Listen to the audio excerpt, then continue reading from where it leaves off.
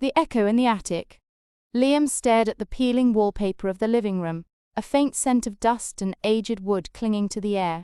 The house, a surprising inheritance from a great-aunt he barely remembered, felt like a relic from another era. He was in his late 20s, a graphic designer by profession, but lately creativity had become a distant shore. His days blurred into a monotonous cycle of client revisions and lukewarm takeaways. This unexpected move from his sleek city apartment to this sprawling, slightly decrepit suburban dwelling was meant to be a fresh start, though he wasn't entirely sure what he was starting. The will had been clear. The house and all its contents were now his.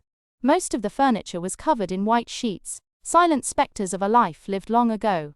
He'd spent the last few days sorting through the ground floor, finding mostly antique knick-knacks and photo albums, filled with stern-faced strangers. The real challenge, he suspected, lay upstairs. The attic, in particular, loomed. Its door, tucked away at the end of the dusty hallway, was made of dark, heavy wood, adorned with an ornate, tarnished brass knob. It seemed almost to hum with secrets. On his third day in the house, armed with a flashlight and a sense of reluctant duty, Liam finally twisted the knob. A gust of cool, stale air met him, carrying the distinct aroma of forgotten paper and mothballs. The stairs creaked under his weight, each step a protest against disturbance. The attic was vast, a cavernous space under the slanted roof, illuminated by a single grimy skylight. Piles of trunks, forgotten furniture, and stacked boxes formed shadowy islands in the gloom. Liam moved cautiously, his flashlight beam cutting through the darkness, dancing over cobwebs and layers of accumulated dust. Most boxes held old clothes, holiday decorations, or faded newspapers. He was about to give up when his light fell upon a small, unassuming chest tucked away in a far corner, half hidden by a forgotten wardrobe. Unlike the other storage, this chest was made of polished cherry wood, with intricate carvings along its edges. It wasn't locked. As he lifted the lid, a delicate floral scent wafted out, a stark contrast to the attic's mustiness. Inside, carefully arranged, were dozens of small, rolled-up canvases, secured with faded ribbons. They weren't abstract or grand. They were vibrant, intimate oil paintings of everyday scenes. A sun-drenched windowsill with a teacup, a sleeping cat curled on an armchair, a street market bustling with life, a tranquil garden after rain. He picked up one, a painting of a woman with kind eyes, holding a paintbrush, her face alight with quiet passion. The signature in the corner was small, elegant. Evelyn. His great-aunt's first name. He had never known she painted. Her reputation in the family had always been that of a meticulous, rather reserved woman, a librarian by profession, who preferred quiet solitude. These paintings told a different story. They spoke of a vibrant inner world, a hidden talent, a profound observation of beauty in the mundane. Beneath the canvases, he found a stack of well-preserved sketchbooks, and a small, leather-bound journal. The journal entries, written in neat, flowing script, detailed Evelyn's quiet passion for art.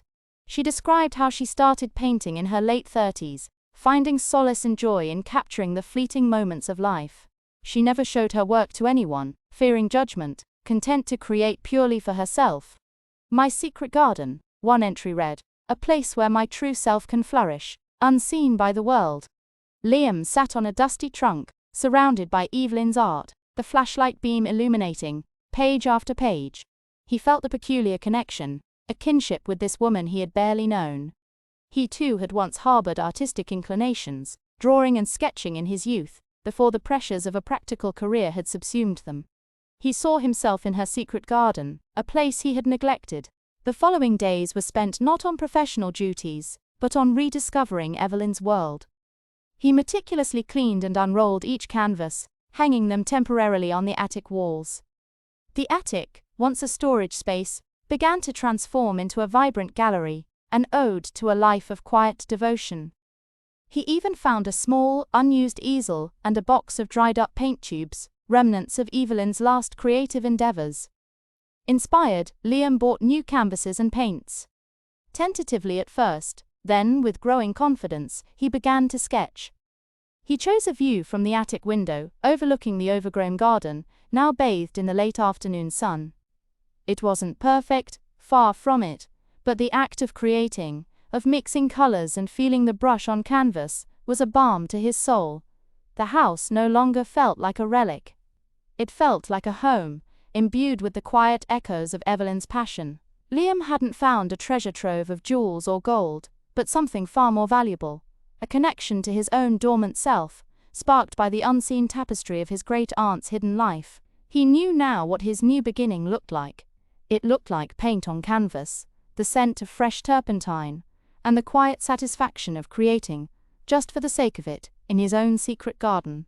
Don't forget to like and subscribe to my channel. Word a Day English.